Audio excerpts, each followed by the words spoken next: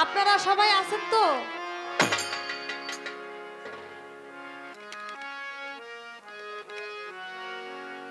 আসলে কি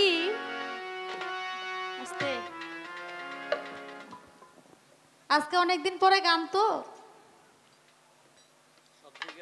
তো যখন ছোটবেলায় ওনার সাথে গানে যাইতাম তখন এই আম্মা জানে যে শিল্পীদের সাথে গান গাইতো মোটামুটি একটা কেয়ামত না হইলেও কেয়ামতের মতোই হয়ে যেত গান। তো এগুলো দেখতাম কারণ তখনকার যুগটাই ছিল এরকম, মানে কেরসে কে চাপা বেশি বাইরেইতে পারে তখন এই যুগটাই ছিল। আর এইগুলা মানুষে শুনতো বেশি।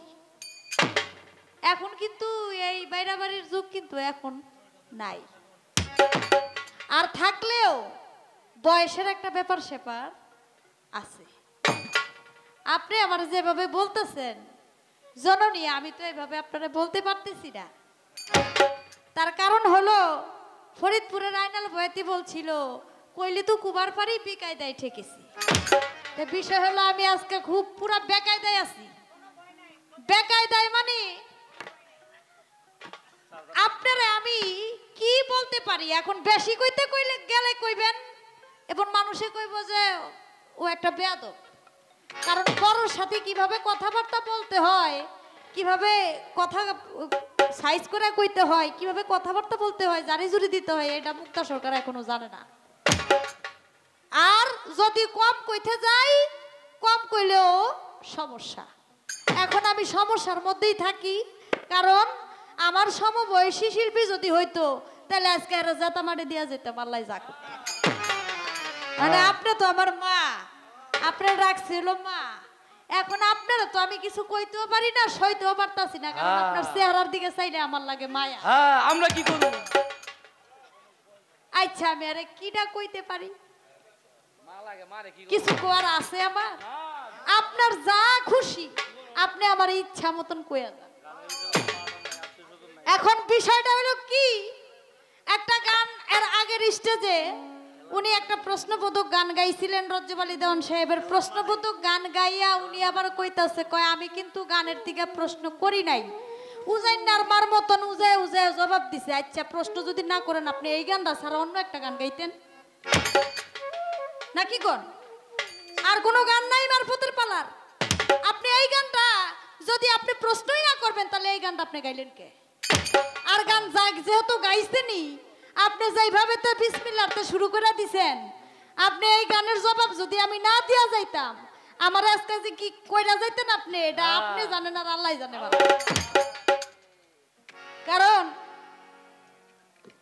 এখনই যে অবস্থা করতেছে, আর যদি জবাবটা না দিতাম ওই গানের পরে তো এমনি দোষ ধরতেন, কারণ এমনি 4টা হরিণের কথা কইছে আপনি পশু পাখির কথা তুলে দিয়ে দিছেন।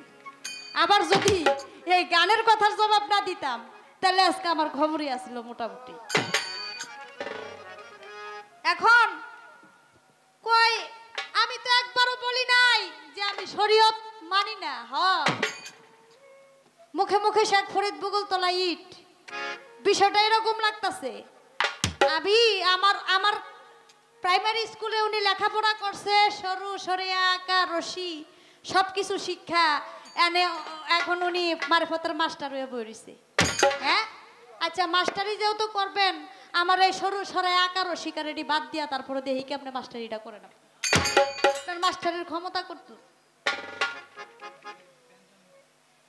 করবেনই যখন, তো এইগুলো নিয়েই তো আপনার কর্তব্য নাকি বলেন? এই সরু সরে ক খ আকার ও শিকার এডি প্রাইমারি স্কুল থেকে শিখছেন আপনি।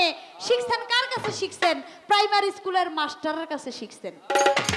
আপনি প্রাইমারি স্কুল থেকে পড়ে আপনি ক্লাস বাই ক্লাস পার হয়ে আপনি যত বড় স্কুলেই আর যত বড় ক্লাসেই যান, আপনি রাস্তা দিয়ে হাঁটতে গেলে আপনার ওই প্রাইমারি স্কুলের মাস্টার সাহেবকে দেখলে কিন্তু আপনার সালাম দিতে হবে নাকি বলেন? আপনি মারফত করেন আর যাই করেন, আগে তো শরীয়ত করছেন, তো শরীয়তের মাস্টাররা দেখলে আপনি সালাম দিবেন না? আপনি যদি মাস্টার হয়ে থাকেন, আপনি মাস্টার হয়ে থাকলেও আরেকটা মাস্টাররে আপনার সালাম দিতে হবে, কারণ তার কাছ থেকে আপনি শিখছেন। আমরা হাই স্কুলে পড়ছি, আমরা যখন ক্লাস 1-এ পড়ছি, 2-এ পড়ছি, ক্লাস 3-তে পড়ছি, 5-এ পড়ছি, যে প্রাইমারি স্কুলে, ওই হাই স্কুলে যখন গেছি, হাই স্কুলে যাওয়ার সময়ও, হাই স্কুলে যাওয়ার পরেও যখন রাস্তা দিয়ে হাঁটছি, ওই প্রাইমারি স্কুলের মাস্টাররা দেখলে আমরা সালাম দিছি, আসসালামু আলাইকুম স্যার, আপনার শরীরটা কেমন আছে, ভালো আছে নি, কুশল বিনিময় জিজ্ঞাসা করছি। তাই আপনি এখন মাস্টার হয়ে বয়ে রয়েছেন, আপনি মারিফতের মাস্টার হন আর যাই হন, আমার শরীয়তের যে ক্লাস করছেন এই ক্লাসগুলা আপনার স্যাক্রিফাইস করতে হবে, সম্মান আপনার জানাইতে হবে। অনেক কথা বলে গেছে, প্রশ্ন করছে মোটামুটি 5-6টা প্রশ্ন করছে, বুঝছেন নি, মানে চালাক মানুষ তো প্রশ্ন চিকুনে চিকুনে করে। এখন এই নামা শিক্ষা বই পুরাই ওনার কাছে খুইলা বই রইছে, মানে বুকে ধরছে কে, হাঁটুর ধরছে কি লিগা, মাথায় ধরছে কে, কানে ধরছে কে, সব আমার কইতে।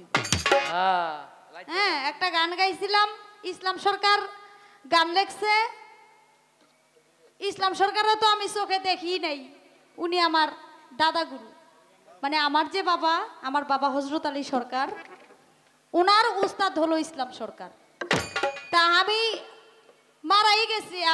মারাই গেছে আমি যখন পৃথিবীতে আসছি, তা আমি তো ওনারে দেখি নাই, উনি যে গান লেখছে, সুন্দর একটি গান, গানের ভাষায় লিখেছে যে ইসলাম সরকার কয় ভাবিয়া 130 ফরজ জানিয়া, এখন উনি 130 ফরজ জানে, উনি যে কি 130 ফরজটা জানে এটা আমার ওনার কাছে কইতে হবে। যারা আমি দেখি নাই দুই চোখে, এই কি জানে না জানে হে ঘটনা হের কইতিব, হের কাছে কইতিব, অথচ হ্যাঁ কিন্তু দেখছে ঠিকই। এবং ওনার সাথে আমার যেই দাদাগুরু ইসলাম সরকার, ওনার সাথে খুব একটা ভালো একটা মনের একটা সম্পর্ক ছিল। এখন ওনার কাছে এটা বলতে হবে, আর চার কুরসির বিষয়ে আলাপ আলোচনা করতে হবে। এই প্রশ্ন দুইটা, আরেকটা হলো মসজিদের মধ্যে শুক্রবারে মাইক দিয়ে আজান দেয়, মাইক দিয়ে আজান দেওয়ানোর পরেও মসজিদের ভিতরে আরেকটা ছোট আজান কেন দেয়? প্রশ্ন কয়টা? 4-5টা প্রশ্ন হয়েছে না? তো প্রশ্ন যেহেতু বেশি হয়েছে, বুদ্ধি করে করছেন, ভালোই হয়েছে। এখন রাত যেটুকু আছে 3টার মতো তো প্রায় বাজেই নাকি, 3টার মতো যেহেতু বাজে, আজান পর্যন্ত 3টার উপরে বাজে, আজান পর্যন্ত আমি জবাব দিতে থাকি, আপনি এই সুযোগ একটু রেস্ট নিয়ে আসেন। ফকির মানুষ নাকি বলেন? হ্যাঁ, কইছি ভজন সাধনের কথা, আর উনি দয়াল বাবা বুদাইশার লগে মিলাই দিছে। হ্যাঁ, আমি তো হের কথা কই নাই,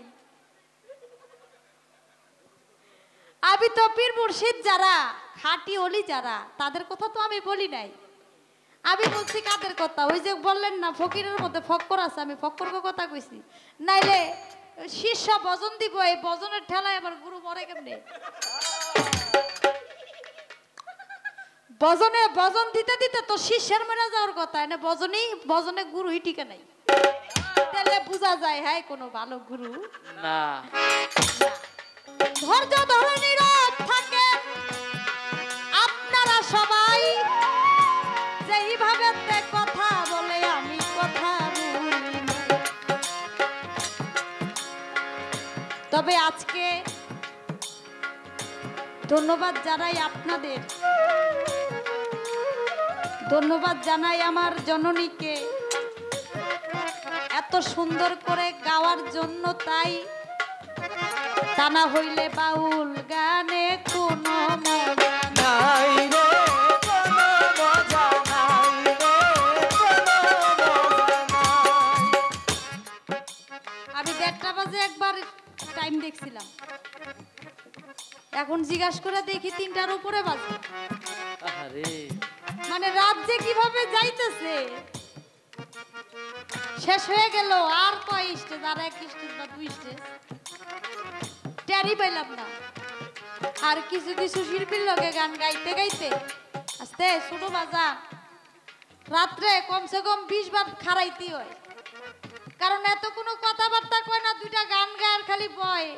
আবার ওইটা আমারে যদি কিছু না কয়, আমি একজনে কই আর কি করব। আর বিশেষ করে মেয়ে মেয়ে গান খুব কম হয়। তবে আজকে আমরা যেভাবে গান গাইলাম যুদ্ধ কইরা, ইনশাল্লাহ সামনে আশা করি আবার আমাকে মানে এখানে না ও অন্য অন্য জায়গায় আমার সাথে আমাকে গান হবে। কারণ এই প্রথম, কিন্তু মানে এইভাবে যুদ্ধ করে গান গাওয়াই এই প্রথম। কারণ বাংলাদেশের মধ্যে দুইজনে পিস আছে, এক হলো নীলা পাগলি ওয়ান পিস, আর হলো লিপি সরকার ওয়ান পিস। মানে হ্যাঁ গো, সামনে কেউ কথা কইয়া সেরা যাইবো এরকম শিল্পী বাংলাদেশে নাই। নাই এই যে বললো না,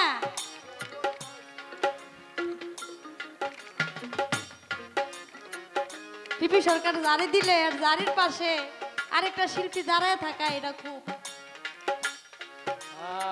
কষ্টের ব্যাপার। তাও তো আমি রাইতের 3:30টার উপর পর্যন্ত টিক্কা রয়েছি। হ্যাঁ, তাহলে ভজনটা আমারও কম না। আমারে কয় আচ্ছা কোরআনের কোথায় আছে নামাজের কথা কোথাও নাই। আচ্ছা ছোট, আপনারা জিরান। বিষয়টা হলো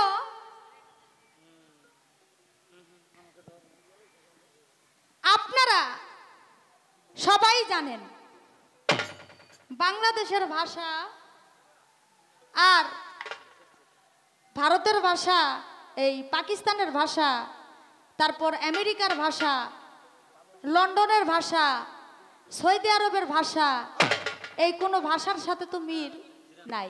এক এক দেশের ভাষা এক এক রকম। এখন এই সৌদি আরবে এক ছেলে এক মেয়ের চিঠি দিছে আরবিতে লেখা।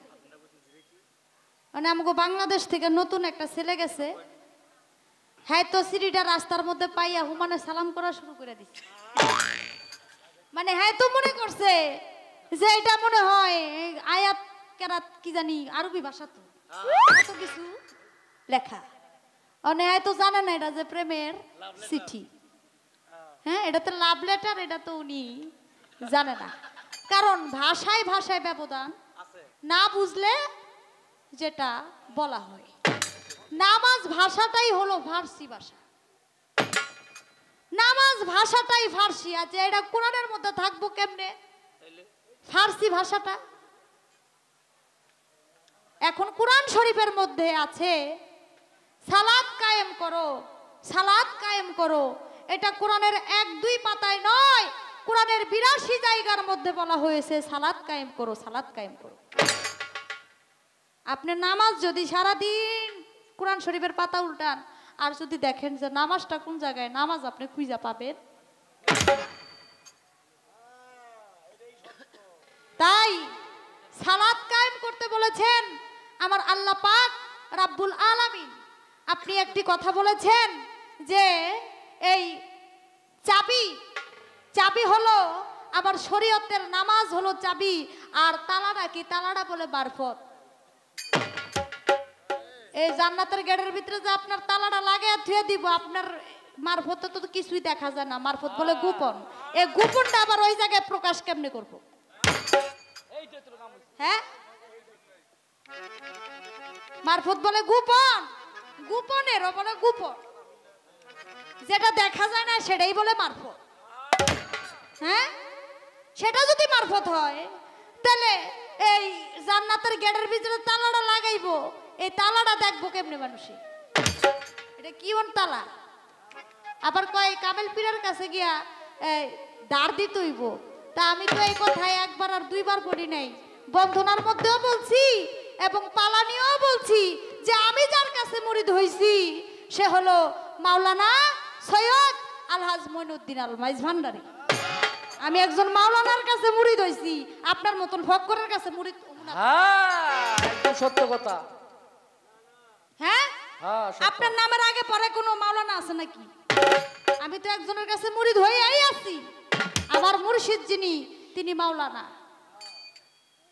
গানের মধ্যে আছে না, বাবা মাওলানা মাওলানা মাওলানা রে নূরে লাহুলা বাবা মাওলানা, এই জগতে দিতে নাই রে তুলনা, এই জগতে দিতে নাই রে তুলনা, এই জগতে দিতে নাই রে তুলনা, নূরের পুতুলা বাবা মাওলানা, বাবা মাওলানা মাওলানা মাওলানা রে নূরের পুতুলা বাবা মাওলানা।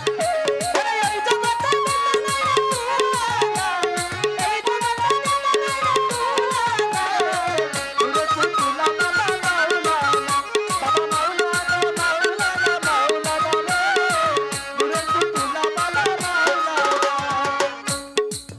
বিষয় হলো মাওলানা ছাড়া আপনি কোনো কিছুই। আমার নবী করিম হযরত মুহাম্মদ সাল্লাল্লাহু আলাইহি সাল্লাম বলেছেন, নাইবে রাসূল একজন আলেমের কাছে গিয়ে আত্মসমর্পণ করো। নাইবে রাসূল আলেম কারা? দেখেন, আমার নবী করিম হযরত মুহাম্মদ সাল্লাল্লাহু আলাইহি সাল্লাম সবাইকে শিক্ষা দিয়েছেন, মানুষকে শিক্ষা দিয়েছেন।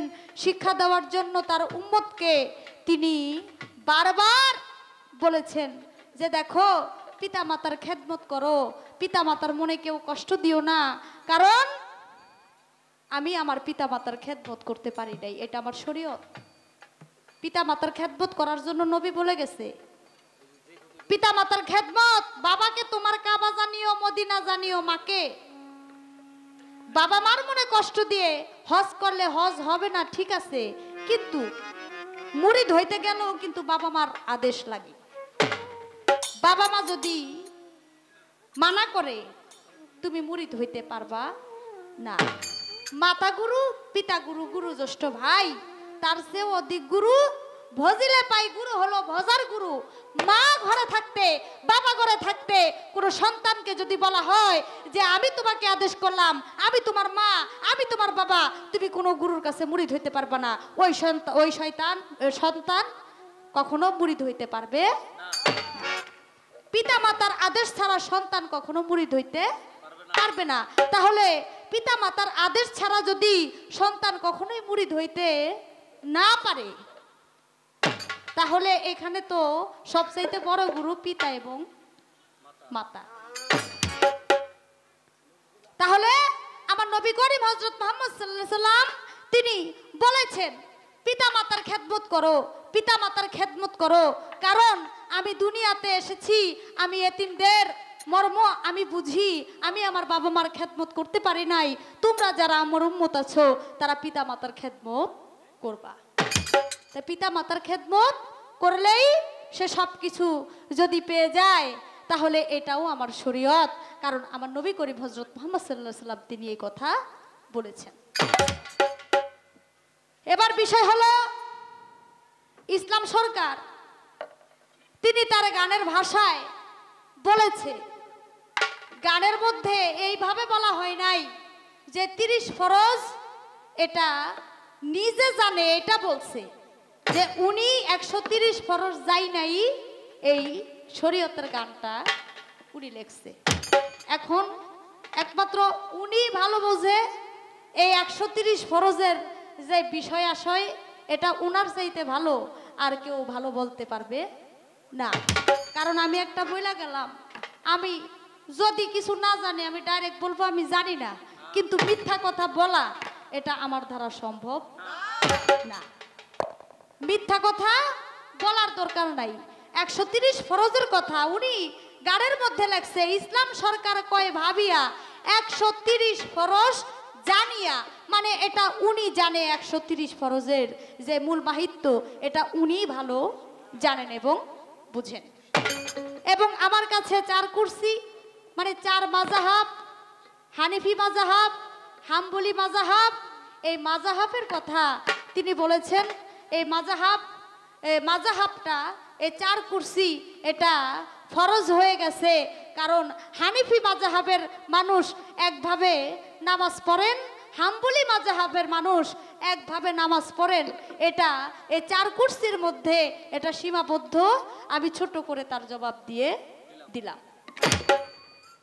এবার প্রশ্ন আরো করেছেন, আমি ছোট্ট করে একটু কথা বলতে চাই। সেই কথাটা হলো, আপনারা জানেন আবু হুরায়রা তিনি নামাজ পড়তেন। একদিন আমার দয়াল নবীকে বলেছিলেন, দয়াল নবী আপনি আমাদের বাড়িতে একটু যাবেন। আমার দয়াল নবী একদিন হঠাৎ করে গিয়ে দেখেন আবু হুরায়রা বাড়িতে নাই। কিন্তু ঘরের মধ্যে ঢুকলেন, ঘরের মধ্যে ঢুকে দেখে ঘরের কোনায় একটা পাথর রাখাই আছে, পাথরের মধ্যে দাগ আমার নবী দেখতে পাইতেছে। তখন আমার দয়াল নবী বলতেছে, এই দাগগুলো কিসের? এর মধ্যেই আবু হুরায়রা চলে আসছে। আবু হুরায়রা চলে আসলো।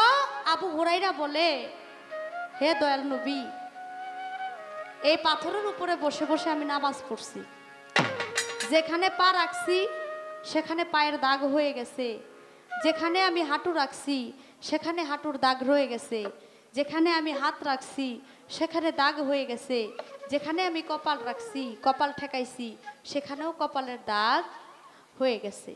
আমি যে নামাজ পড়েছি অঙ্গ প্রত্যঙ্গ, এখানে নামাজ পড়তে পড়তে এটার একটা চিহ্ন রয়ে গেছে। দেখবেন যারা নামাজ পড়ে, 5 ওয়াক্ত নামাজ পড়ে, নামাজ পড়তে পড়তে কিন্তু তাদের কপালের এই জায়গাটা একটু দাগ পড়ে যায়। তখন আবু হুরায়রার কথা শুনে আমার দয়াল নবী 2 চোখের পানি ছেড়ে আল্লাহর দরবারে বলে, আল্লাহ আমার আবু হুরায়রা এত নামাজ পড়ে, এত ইবাদত করে, তুমি তার নামাজ রোজা ইবাদত তুমি তার কবুল করে নিও। আমার আল্লাহ পরীক্ষা করার জন্য আমার নবীকে বলে, ও হাবিব আমি আপনারে জানাই আবু হুরায়রার নামাজ রোজায় আমি আল্লাহ কবুল করি নাই। এই কথা শোনার পরে আবু হুরায়রার এই কথা শোনার পরে আমার দয়াল নবীর মুখটা গেল একটু মলিন হইয়া। আবু হুরায়রা জিজ্ঞেস করে আমার দয়াল নবীর কাছে, দয়াল নবী একটু বলেন না খুলিয়া। আবু হুরায়রার কথা শুনে আমার দয়াল নবী বলে, তোমারে জানাই তুমি নামাজ পড়ছো, তোমার নামাজ আল্লাহ কবুল করে নাই। তখন আবু হুরায়রা 2 চোখের পানি ছেড়ে বলে, ও আমার হাবিব আমি আপনারে দেই কইয়া, আল্লাহ আমার নামাজ কবুল করলে করুক, না করলে নাই, আপনি আমাকে কবুল করেছেন কিনা বলেন না খুলি। আমি নামাজ পড়েছি, কিন্তু আমি মনে প্রাণে আপনাকে ভালোবাসি।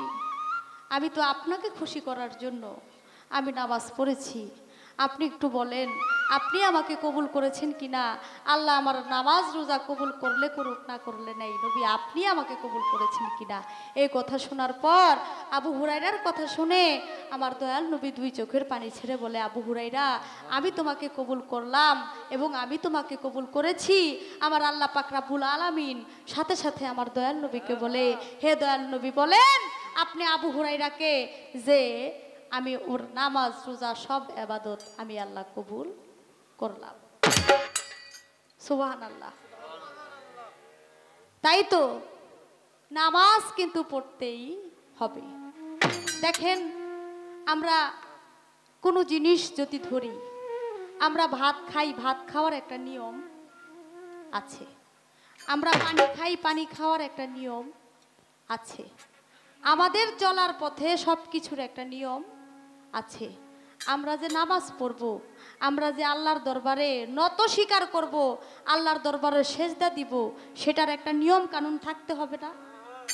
সেটার নিয়ম কানুন যখন ওই সেজদাতে বিমোহিত হয়েছিলেন আমার রাসূল পাক সাল্লাল্লাহু আলাইহি সাল্লাম, সেখান থেকে এই যে সেজদার বিষয়টা, এই নামাজের বিষয়টা, এই কিভাবে এই নিয়ম কানুন ভাবে নাভির নিচে হাত রেখে, তারপর এই কানের মধ্যে হাত রেখে তারপর নামাজ পড়তে হবে, রুকু করে সেজদা করে নামাজ পড়তে হবে, এটা এই শুরু থেকেই এটার বিষয় আশয় ওইভাবেই হয়ে আসছে। নামাজটা কোনো মুখামুখি ভাষা না, এটা অঙ্গ প্রত্যঙ্গে আপনার সমস্ত অঙ্গ প্রত্যঙ্গ আপনার নামাজ পড়তে হবে। নামাজটা শুধু মনের না, আপনার ইশারায় আপনি অসুস্থ যদি থাকে, কেউ প্যারালাইসিসের রোগী যদি থাকে, তার নামাজ পড়ার দরকার, সে কিন্তু ইশারায়ও নামাজ পড়তে পারবে, কারণ তার সমস্ত হাত পা অচল। অচল মানে তার হাত পা মরা, এই হাতেরও তো জীবন আছে, এ পায়ের জীবন আছে। তাই আমি নামাজ পড়লাম, আমার হাত পা অঙ্গ প্রত্যঙ্গ যদি আল্লাহর দরবারে সেজদা না দেয়, নামাজ না পড়ে, তাহলে তো এটা নামাজ হবে না।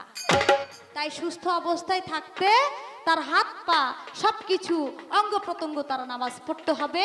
এটা যখন নামাজটা এই নিয়ম কানুন আমার নবী করিম হজরত মুহাম্মদ সাল্লাল্লাহু আলাইহি সাল্লামের থেকেই সমস্ত উম্মত এবং সাহাবী তারা শিক্ষা গ্রহণ করেছে। জুমা নামাজের আগে মাইক দিয়ে একটা নামাজ আজান দেয়, আজান দেওয়ার পর খুতবার আগে একটা আজান দেওয়া হয়। এই আজানটা কেন দেওয়া হয়? কারণ এই খুতবার মধ্যে এটা হলো ছোট আজান হয় এবং মাইক ছাড়া হয়। এটা ওইখানে যারা থাকে তারাই একমাত্র শোনে এবং জানে। বাইরের যে মানুষ তারা কিন্তু এই আজানটা শোনে না। এটা খুতবার আগে একটা পড়ানোর এটা নিয়ম আছে। এটা খুতবার আগে এই আজানটা দেওয়ার একটা নিয়ম আছে। নবী করিম হযরত মুহাম্মদ সাল্লাল্লাহু আলাইহি সাল্লাম একদিন পৃথিবী থেকে পর্দা নেওয়ার কিছুদিন আগে হযরত উমরকে, এটা অনেক বড় ঘটনা, আমি এত বেশি বলবো না, ছোট্ট করে বলবো। হযরত উমরকে একদিন আমার দয়াল নবী মুহাম্মদ সাল্লাল্লাহু আলাইহি সাল্লাম তিনি বললেন যে, হযরত উমর, আমি প্রতিদিন নামাজ পড়াই, আজকে তুমি ইমামতি করে তুমি শুক্রবার দিন নামাজটা তুমি পড়াবা, এবং নামাজের আগে যারা খুতবার আগের সময় এটাই হয়তো আমার জন্য শেষ নামাজ হতে পারে। তাই খুতবার আগে ছোট করে একটা আজান দিয়ে যারা খুতবার মধ্যে আসে তাদেরকে একটু তুমি সতর্ক করে দিবা এবং তাদেরকে মনোযোগ বাড়ানোর জন্য একটু এই আজানটা দেওয়া হবে এবং আজ থেকে এটাই দেওয়া হবে। তখন আমার দয়াল নবী হযরত মুহাম্মদ সাল্লাল্লাহু আলাইহি সাল্লাম তিনি ঘরের মধ্যে শোয়া জানালাটা খুলে দিলেন আর হযরত উমর ইমামতির জায়গায় গিয়ে দাঁড়ালেন এবং আমার রাসূল করিম হযরত মুহাম্মদ সাল্লাল্লাহু আলাইহি সাল্লাম তার কথা মতো সে আগে ছোট আজানটা দিয়ে তারপর নামাজের মধ্যে দাঁড়ালেন যখন, তখন আস্তে আস্তে আমার দয়াল নবী আস্তে আস্তে অসুস্থ শরীর নিয়ে আস্তে আস্তে মসজিদে নববীর মধ্যে গিয়ে যখন কাতারের মধ্যে মুসল্লিদের কাতারের মধ্যে দাঁড়ায়, হযরত ওমর লক্ষ্য করলেন যে আমার দয়াল নবী আসছে, সেই ইমামতির জায়গাটা ছেড়ে দিলেন। আমার দয়াল নবীকে বললেন যে, দয়াল নবী আপনি যখন এসেই পড়ছেন আপনি এখানে দাঁড়ান। আমার দয়াল নবী বলল যে, না, তুমি যেখানে আছো সেখানেই থাকো, আমি যেখানে আছি আমি সেখানেই থাকি। আমি দেখতে পারতেছি যে আমি পর্দা নেওয়ার পর আমার উম্মতগণ তারা এইভাবে নামাজ পড়তে পারবে কি না, আমি দেখার জন্য আসছি। সেদিন থেকেই ছোট আজানটা দেওয়া হয় মসজিদের মধ্যে। এটা হলো আকর্ষণ করা, মনোযোগ বাড়ানোর জন্য খুতবার আগে এই নামাজটা আজানটা দেওয়া হয়। এই ছিল তার কথা। আমি চেষ্টা করলাম সবগুলো কথাই ছোট ছোট করে জবাব দেওয়ার জন্য। এবার গান কমিটি থেকে বলেছেন বিচ্ছেদ গাওয়ার জন্য। যে দরবারে এসেছি চেষ্টা করব সেই দরবারকে, কারণ এইখানে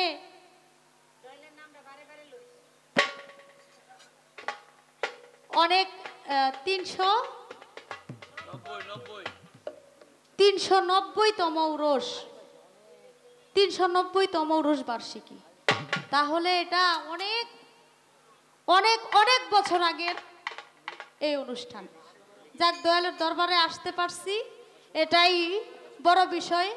আর এই ইউটিউবার যারা আছো, কাউসার এই কথাটা কিন্তু রেকর্ড করছে যে মতলবের যা কারো শিকান তাই, এটা কয়া কিন্তু উনি কিন্তু মতলবের বউ। হ্যাঁ, আরে আপনার বাড়ি নারায়ণগঞ্জ হয়ে থাকতে পারে, আপনি তো বর্তমানে মতলবের বউ। তা আপনি মতলবের পুত্রবধূ হইয়া আপনি যদি এই কথা বলেন যে মতলবের আকার ও শিকার নাই, এটা কোনো কথা হইল? আরে মতলবের বিষয়টাই তো আপনি বুঝলেন না। কারণ মতলবের মানুষ যারা, তার কার মনে কি মতলব আছে, এই মতলবের মানুষ যারা তারা কইতে পারে। মতলবের মানুষ যারা, তারা কার মনে কি মতলব আছে এই মতলবের খবর কইতে পারেই দেখাই তাদের বাড়িটা হলো মতলব। মানে আমার বাড়ি আর আমার বাজান কামাল জমাদ্দার, উনার বাড়ি মতলব। আর বেশি কিছু বললাম না, বাইত গেলে টের পাইবেন, সমস্যা নেই। ওইটা কয় আপনারা আসেন না, মোল্লাই কানা আপনাকে চোখকে দেখে না।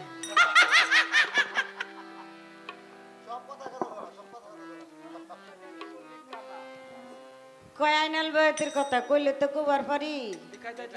বেকায়দায় ঠেকেছি। কে তোমারে বেকায়দায় ঠেকাইছে? এরে খালি তুমি আমারে আইনা দাও, তুমি নিশ্চিন্তায় গান গাইবে আমার সাথে। কয় চেহারার দিকে চাইলে মায়া লাগে, মায়া লাগবো না। এই রান দুইটা এখনো আমার ব্যথা করে। আমার বয়সে আসলে এই রান দুইটা ব্যথা করে। এই মুক্তারে কোলে করে এই রানে শোয়াইয়া দুধের বাচ্চার মতো গানের নিচে আর আনছি 5-7 বছর। তা মায়া তো লাগবই, মায়ার কাজ করে দিছি। সারা জীবনে মায়া লাগবে, সারা জীবনই মায়া লাগবে, যতদিন বাইচা থাকবেন মনে হ্যাঁ। মনে। কিন্তু তুমি তোমার বিবেককে প্রশ্ন করো। হ্যাঁ, আর কিছু বললাম না। কয় মতলবের কথা কইলেন, আপনার নাম মতলবের বউ, তাতে কি হয়েছে? আমি মতলবের বউ, আমি তো বউই, কিন্তু তোমার বংশটা তো মতলবের ভিতরে, এর লেগে না এই কথা কইছি। যাক, এদিকে আর যাবো না, অনেকগুলি কথাই কয়ে গেছে। কয় আমার শরীয়ত মানতে হইব, ওই সরে কখ এটি করতে হইব। আরে আমি তো কইয়েই গেলাম এগুলি আবার এগুলি বলার দরকারটা কি? আশা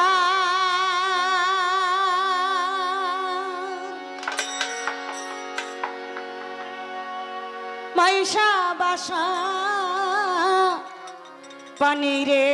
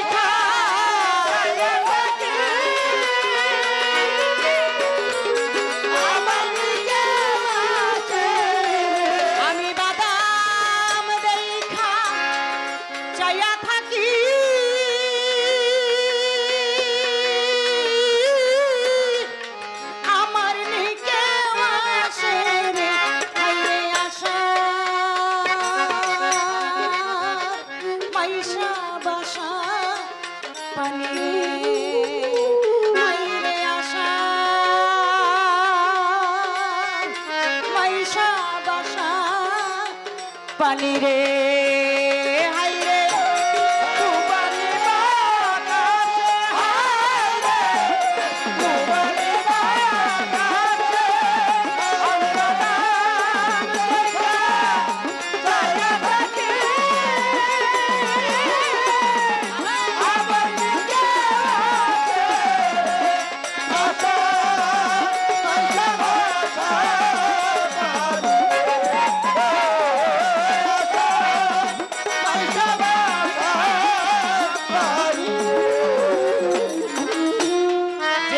হতে নয়া পানি আইলো বাড়ির ঘাটে সখীরে আইলো বাড়ির ঘাটে যেদিন হতে আইলো বাড়ির ঘাটে, আইলো বাড়ির ঘাটে।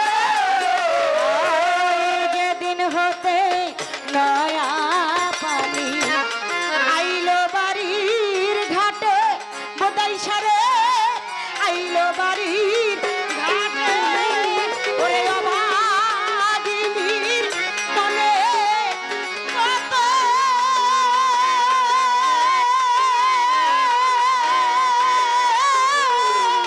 শত ব্যথায় উঠে রে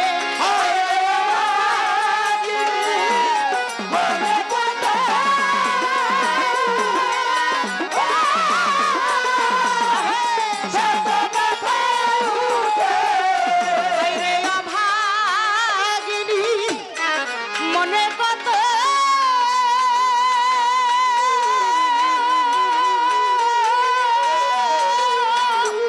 শত ব্যথায় উঠে রে হায় রে আশা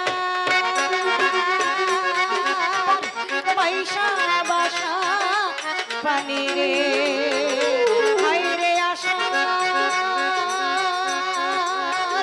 পয়সা বাসা পানি রে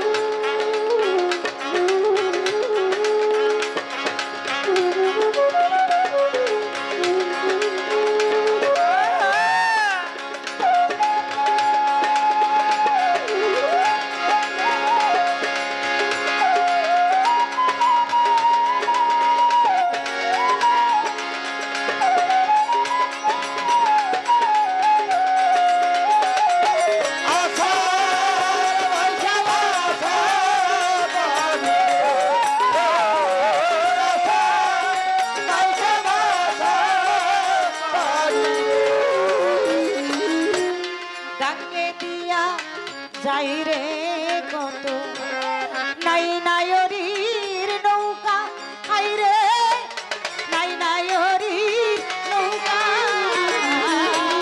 ডাকে দিয়া যাই রে কত, নাই নায়রির নৌকা, নাই নায়রির নৌকা। ডাকে দিয়া যাই রে কত নাই নায়রির নৌকা সখীরে নাই নায়রির নৌকা হায় মায়ে দিয়ে বইনে বইনে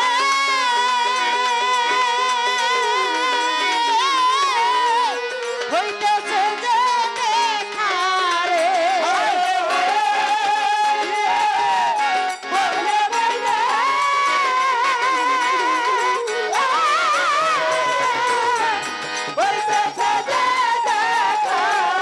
হায় রে মায়ে দিয়ে বইনে বইনে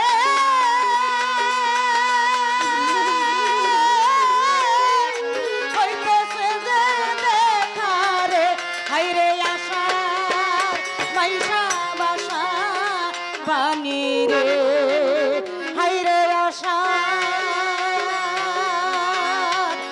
মাইশা বাসা পানি রে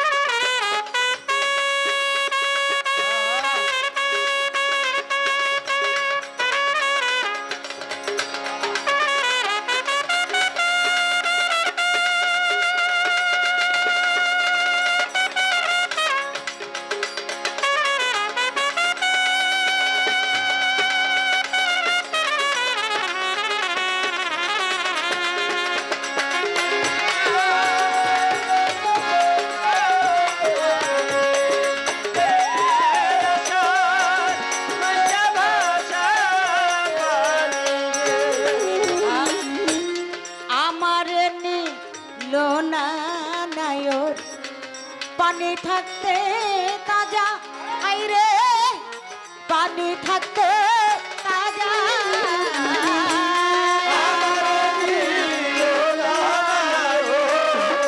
পানি থাকতে তাজা আইরে পানি থাকতে তাজা আমার নীল নয়ন পানি থাকতে তাজা সখিরে পানি থাকতে তাজা আমি দিনের পথে চলে যাই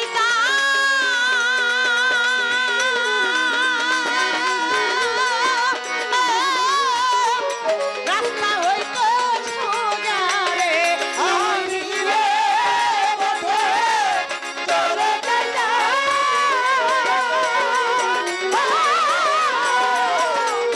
রাস্তা হইতো সোজা রে আমি দিনের পথে চলে যাই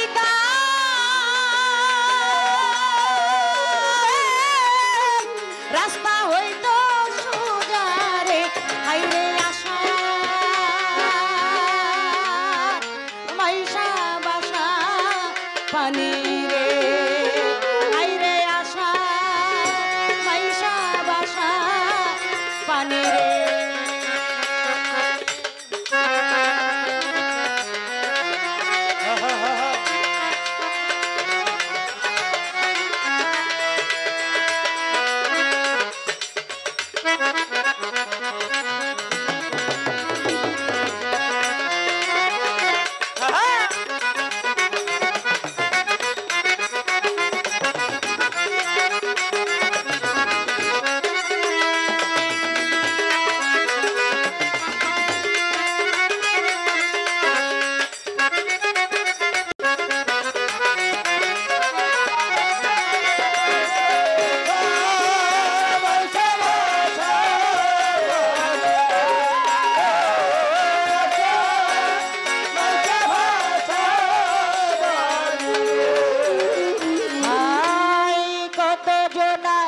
হাইরে নায়র এই নাই আষাঢ় মাসে সখিরে এই নাই আষাঢ় মাসে কত জনার হাইরে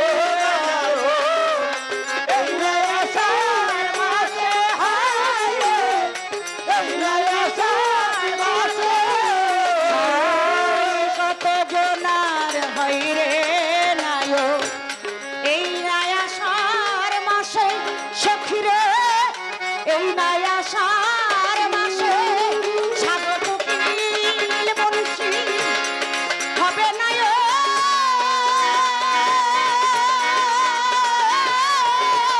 কার্তিক মাসের শেষে হবে না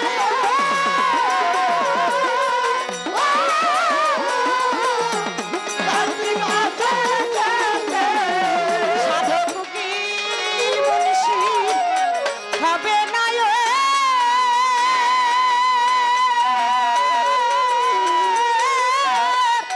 এই নাই আষাঢ় মাসে আইরে আষাঢ় মাসে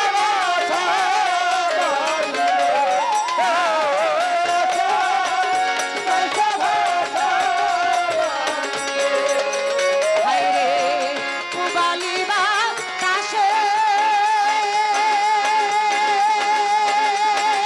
আমি বাদাম দেখা যাইয়া থাকি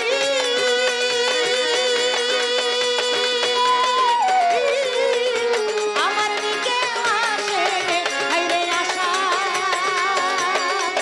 মাইকা বাসা পানি হাইরে আশা মাইকা বাসা পানি হাইরে আশা মাইশা বাসা পানি রে